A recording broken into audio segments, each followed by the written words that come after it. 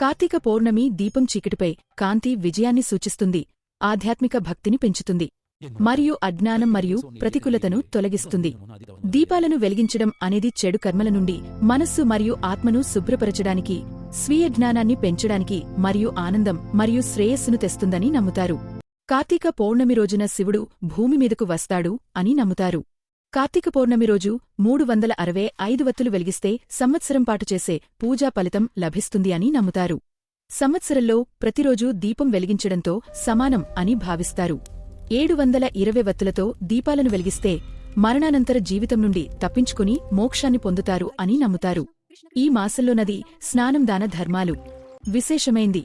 కార్తీక ద్వాదశి రోజు తులసి పూజ చేస్తారు. వ్యంద తులసిగా ఎలా మారింది?